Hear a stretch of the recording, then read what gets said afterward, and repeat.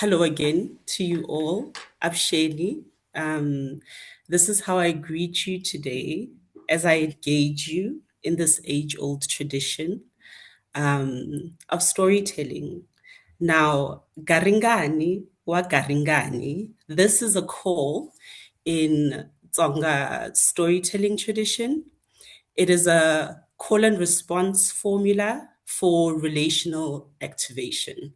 So the speaker says Garingani wa Garingani, and the listening community responds Garingani. This call signals that the story world is opening. Listeners are ready to enter the narrative, and a shared community space is formed between us as storyteller and listeners. Um, the story world unfolds through our relation. And as you will see in our story, this is true for objects as well. They are not passive things, they participate in a network of relations.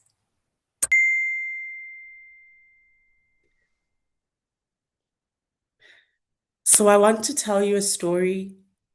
But a story cannot begin alone.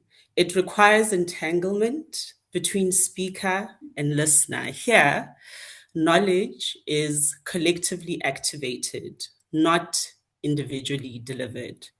So I will call Garingani wa Garingani, and I ask you in your space where you are. You also don't need to put on your microphones so we don't create a paradox. But I just trust for you to respond Garingani so that we can all just activate the space and enter the world of being in relation to objects. Garingani wa Garingani.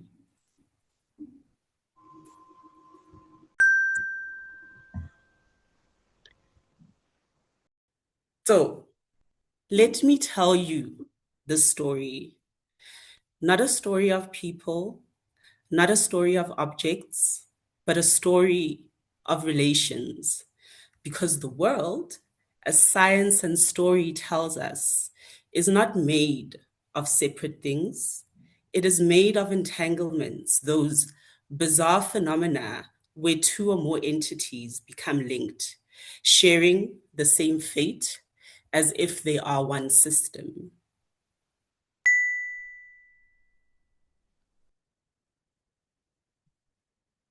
Long ago, or maybe just yesterday, there lived a young maker, a maker who loved materials, fabric that folded like quiet waves, wood that remembered forests, metal that carried the heat of fire.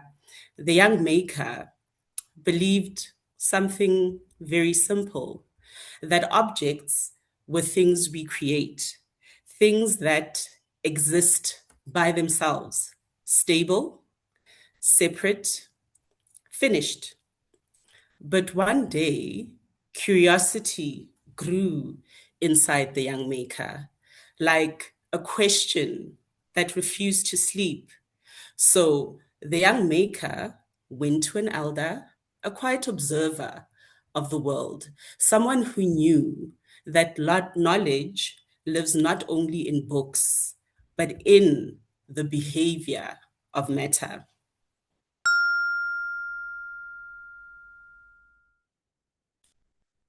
The young maker asked, Elder, how do I become a great designer? How do I make objects that matter? The elder did not answer. Instead, she reached slowly into a basket and lifted an old wooden spoon. The spoon was worn, smoothed by years of touch. Its surface carried the subtle marks of time. The elder held it up and asked, What do you see? The young maker smiled. A spoon.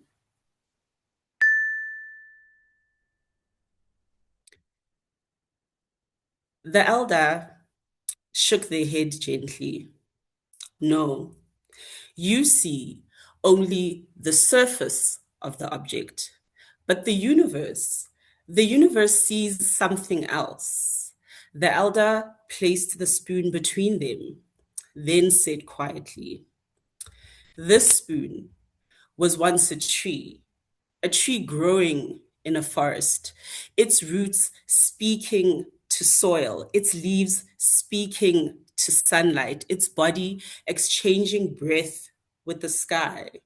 Already, the spoon was not one thing, it was a network of forces.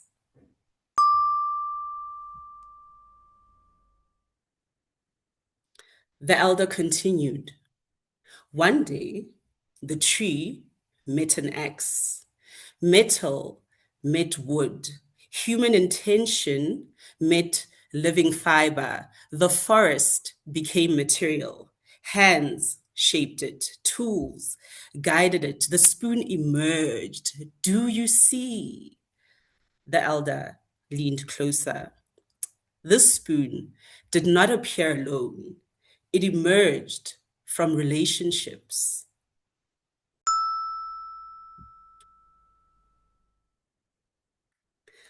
The young maker listened quite carefully. The elder continued. Some thinkers say something important. They say objects do not simply exist and then interact. They say things come into being through relations, through touch, through force, through time, through encounter. The elder tapped the spoon lightly on the table.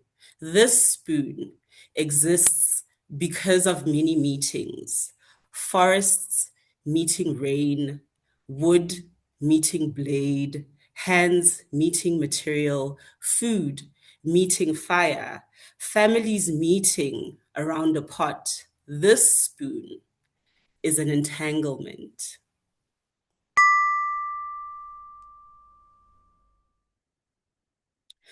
The young maker felt their understanding shift somewhat. Objects were not separate, so objects were events, moments where matter gathered together, moments where the world folded into form. The elder continued.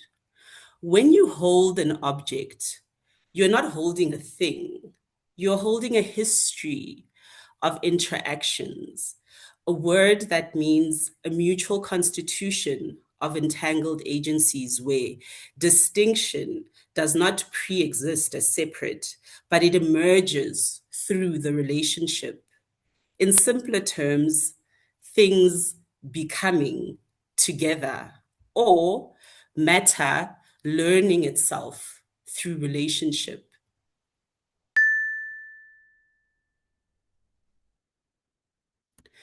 The elder pointed around the room.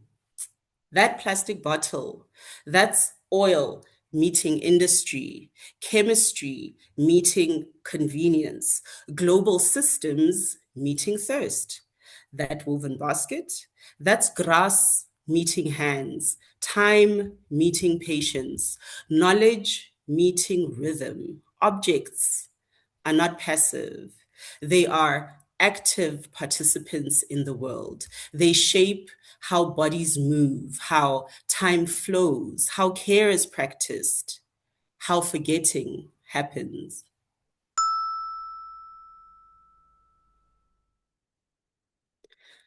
The elder asked the young maker one final question, a question as precise as science and as deep as story.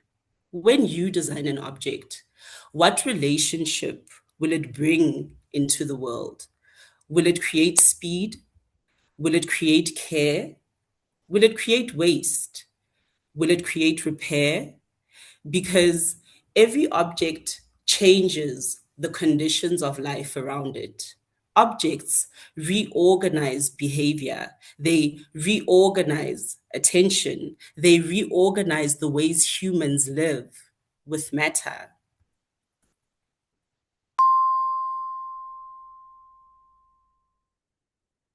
So today, I ask the same question the elder asked the young maker.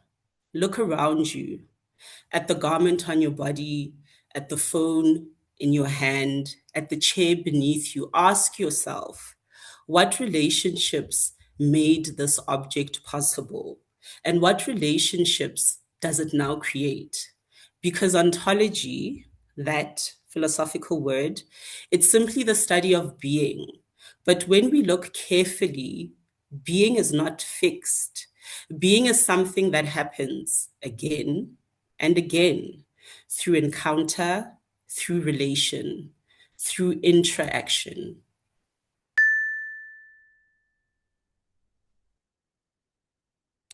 And this is the secret designers must learn.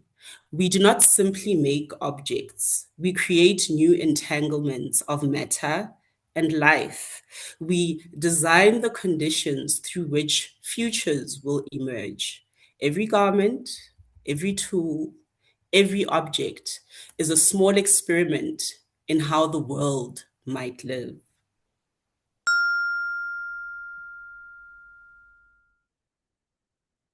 So, remember the lesson of the elder that objects are not silent, objects are not isolated, objects are condensed relationships, matter thinking through form, stories crystallized into substance.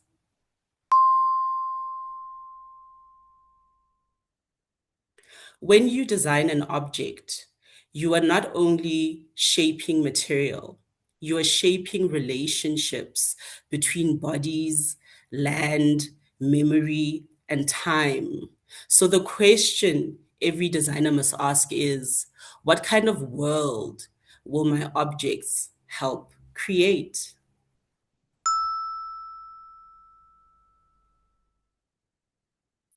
And this is the end of my story. So I will call to you again. And once again, trust that you will respond in your space. Garingani wa Garingani.